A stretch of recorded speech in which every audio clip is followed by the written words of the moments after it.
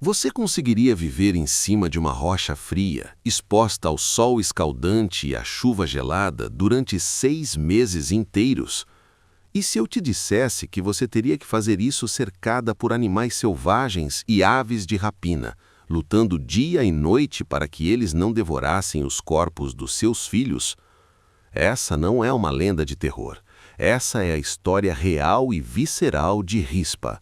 Uma mulher que foi tratada como moeda de troca pelos homens, mas que com sua dor obrigou um rei a mudar de ideia e fez o próprio Deus olhar para a terra novamente. Muitos conhecem a bravura de Davi ou a sabedoria de Salomão, mas poucos têm estômago para ouvir sobre o sacrifício de Rispa. Prepare-se, porque a história dela vai mudar a forma como você enxerga o amor de uma mãe. O contexto, a fome e o juramento quebrado. Para entender o pesadelo que Rispa viveu, precisamos voltar para um momento sombrio em Israel. O rei Davi estava no trono, mas o reino estava em colapso. Havia uma fome terrível que já durava 3 anos consecutivos. Imagine a cena. Os rios secaram, o gado morria de sede nos pastos e as crianças choravam por pão nas ruas de Jerusalém. O céu parecia de bronze, nenhuma gota de chuva caía. Desesperado, Davi buscou a face do Senhor para entender o motivo daquela maldição. E a resposta divina foi chocante. A culpa não era de Davi e nem do povo atual. A culpa era de um homem que já estava morto, o rei Saul. Anos antes, em seu zelo desmedido e violento, Saul havia tentado exterminar os gibeonitas. O problema é que Israel tinha um juramento sagrado de proteção com esse povo, feito nos tempos de Josué. Ao matar os gibeonitas, Saul quebrou a palavra de Deus e trouxe culpa de sangue sobre a terra. A justiça divina exigia uma reparação. O sangue inocente clamava da terra. Davi chamou os sobreviventes gibeonitas e perguntou: "O que posso fazer por vocês para que abençoem a herança do Senhor e essa fome acabe?" Eles não pediram ouro, não pediram prata, não pediram terras. O que eles queriam era vingança, olho por olho. Eles disseram ao rei: "Do homem que nos destruiu e planejou nos exterminar, entregue-nos 7 de seus descendentes homens. Nós os executaremos e penduraremos seus corpos perante o Senhor em Gibeá." Davi estava em uma posição impossível. Para salvar a nação inteira da fome, 7 homens precisavam morrer. Ele concordou.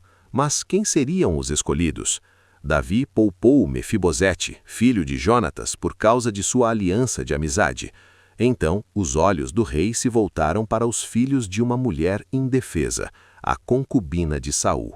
O nome dela era Rispa. O decreto foi dado. Os soldados do rei chegaram. Imagine o terror no coração de Rispa quando ela viu os guardas se aproximarem, não para levar riquezas, mas para levar o que ela tinha de mais precioso. Davi tomou os 2 filhos que Rispa havia dado a Saul, Armone e Mefibosete. Além deles, foram levados os 5 filhos de Merabe, filha de Saul. Eram 7 príncipes, 7 jovens cheios de vida arrancados de suas mães para pagar uma dívida que não contraíram. A Bíblia nos diz que isso aconteceu nos primeiros dias da colheita da cevada. Era primavera. Enquanto os campos de Israel começavam a florescer e a prometer vida, no monte de Gibeá a morte reinava. Os gibeonitas não tiveram misericórdia. Eles executaram os 7 homens juntos, no topo do monte, diante do Senhor. Mas a humilhação não parou na morte. Ao contrário dos costumes de Israel, onde o corpo deveria ser enterrado no mesmo dia, os corpos desses 7 homens foram deixados lá, expostos, pendurados. Eles foram deixados como um aviso, sob o céu aberto, negados a dignidade de um sepultamento. Para a cultura da época, isso era a pior das maldições. Significa que suas almas não teriam descanso. A maioria das pessoas teria virado o rosto, a maioria teria fugido de dor e vergonha, mas Rispa não era como a maioria. Quando os outros desciam o monte, Rispa subiu. Ela não levou armas, não levou exércitos, ela levou apenas um pano de saco, o tecido áspero do luto e da humilhação. Ela estendeu aquele pano sobre a rocha dura, bem ao lado dos corpos sem vida de seus filhos, e ali ela se sentou. A partir daquele momento, o tempo parou para Rispa. O sol escaldante do Oriente Médio queimava sua pele durante o dia. À noite, o frio das montanhas penetrava seus ossos, mas ela não arredava o pé. O cheiro da morte começou a atrair os predadores. Durante o dia, os abutres circulavam no céu, esperando um momento de distração para descer e devorar a carne dos príncipes. Durante a noite, as feras do campo, chacais, lobos, sentiam o senho e se aproximavam na escuridão, com seus olhos brilhando na noite. Mas entre os predadores e os corpos havia uma mãe. Rispa entrou em um estado de guerra contra a natureza. A Bíblia diz que ela não permitiu que as aves do céu os tocassem de dia, nem os animais do campo de noite.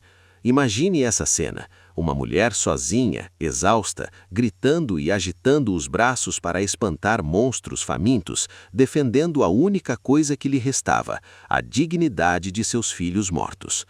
Não pense que isso durou apenas uma noite e nem apenas uma semana. A Bíblia diz que Rispa ficou ali desde o início da colheita até que a água do céu caiu sobre eles. Estamos falando de meses, meses vivendo ao lento. Ela viu seus filhos se decomporem, viu seus corpos se tornarem ossos, mas sua guarda nunca baixou. Sua pele queimou, seu corpo enfraqueceu, mas seu espírito se manteve inquebrável. Aquele monte, que era um lugar de vergonha e maldição, se tornou um altar de amor sacrificial. A imagem daquela mulher solitária no topo da colina, lutando contra o inevitável, começou a ecoar por todo Israel.